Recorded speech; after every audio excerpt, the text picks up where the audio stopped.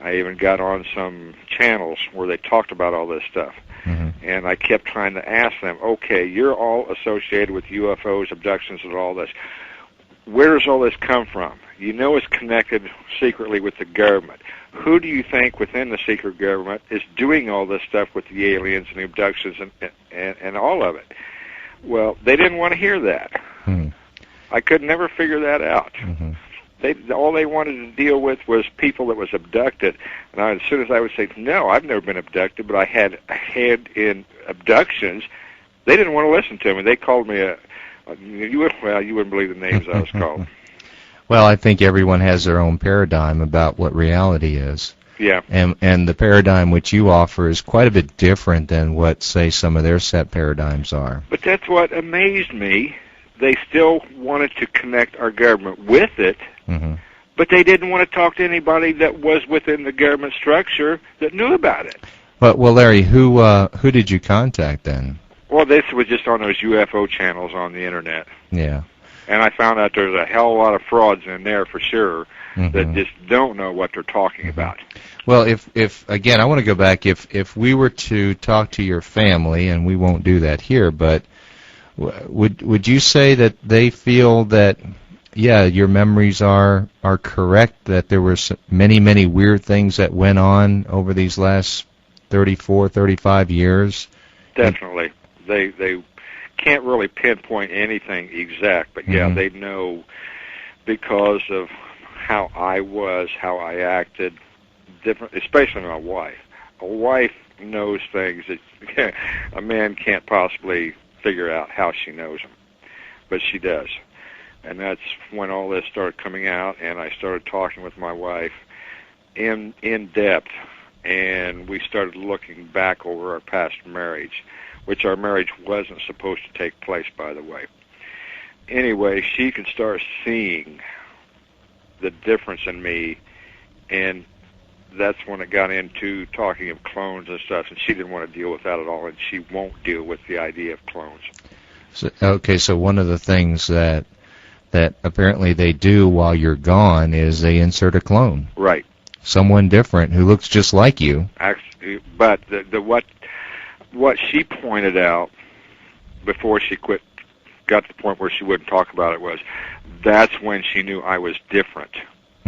Because that's when I was in my Larry mood prior to any of this taking place when she knew me. And that Larry is totally different than the Larry David. They forgot, evidently, to insert some of that, too, to make me act like I normally did every day. And when the clone was here, he was the Larry that she always wanted and knew that I could possibly be. Oh, she actually liked the clone. Well, because she thought it was me, but I back then I had such a quick temper, horrible anger, rage, was abusive physically, all these things. I'm not proud of it, but that's what they made me into because of my emotional state. And then all of a sudden she would say I would switch, and for days or whatever, however length of time, I was this perfect husband. And now that all this has come out and she's started thinking, that's when she realized that wasn't me that was here, the real me. And would she say that this clone visited you quite often, or visited her quite often throughout the years? Yeah. Now that we put it all together, I think they overtaxed me totally. They just used me constantly. And I think that's because of David's abilities in the areas that he reached, that they was using us so much. But I think that's why I had my crash in '85. I was simply overloaded. Now, this is David Caldoun being the entity which was inserted into you via a computer, correct? Right. And that's what made you a super warrior. Right, and plus the putting me under mind control and programming that they did to heighten what abilities I had as well. But I think most of the time it was David that was actually active. Mm-hmm. And that's where the song I mentioned of Elvis Presley come into play, You Are Always on My Mind. That was one of the triggers. For you? Yeah. Okay, so what would happen? Would you be at home and that radio, the radio would play the song, and then you were triggered to do something? They could send the song through the air into my mind. Mm-hmm. That's one thing I talked extensively about Al with, that the way they controlled me and the way they always reached me was what I call through invisible umbilical cords. That they didn't need to call here and have me pick up the phone and give the trigger message or anything else. Everything done with me was telepathy. That's how they stayed in touch with me. So no matter where you were... Yeah, it didn't make a difference where I was. You couldn't hide from them? No way. So through telepathy, they could turn you on or off, right? Yep, that's how they did it. Wow. And even if we was driving down the road, I mean, the switch could be made so fast that no one in the vehicle would even know it. But wouldn't they see a difference in personality from Larry to David? Right, because that's what my wife says. I could get up off the couch and walk in the next room, get a cup of coffee, and come back and be a different person. Mm-hmm. It would change that quick. Now, how would they actually, Larry, and I'm assuming this time I'm talking to Larry, not David, right? Right. Okay. Yeah, I'm probably 80, what I say, I can't remember. I'd say 85, 90, 95% back to my normal self. My real self. Do you think that there would be a chance that we would be able to talk to David sometime? Oh, I can't answer that. Would have no idea.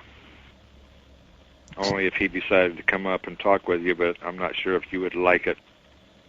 Well, it's a good thing. He would get pretty nasty. Well, I can handle that over the phone. Until he shows up standing there in front of you. Then I might have a change of mind. Yeah, you would, because you can't get away from him. Okay. Well, but you never know what he's going to do. You never know when he's going to come out. Would you say that the nature of David Caldoon at this time is he's his own man now? He makes his own decisions, and he is not being controlled? I think so, because of some incidents that happened a year and a half ago.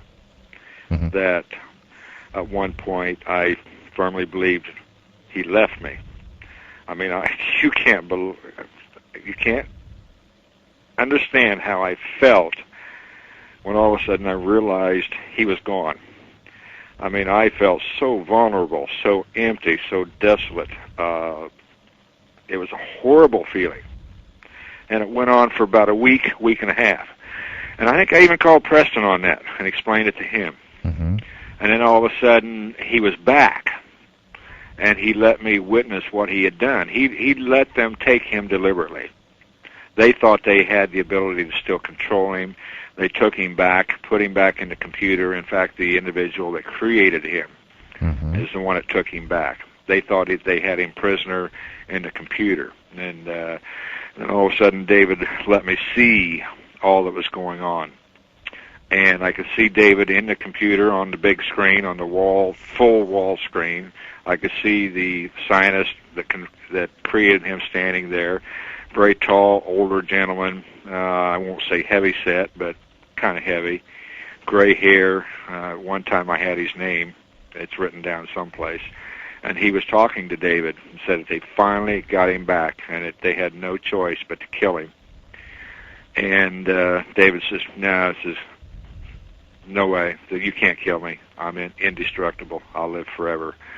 And all of a sudden, these big bolts of flashing, whatever you want to call them, come out of this computer screen and hit the scientist and killed him, just blew him away.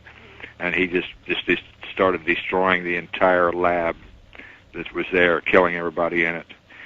And come back. He says, when was that? When was that? Year and a half ago.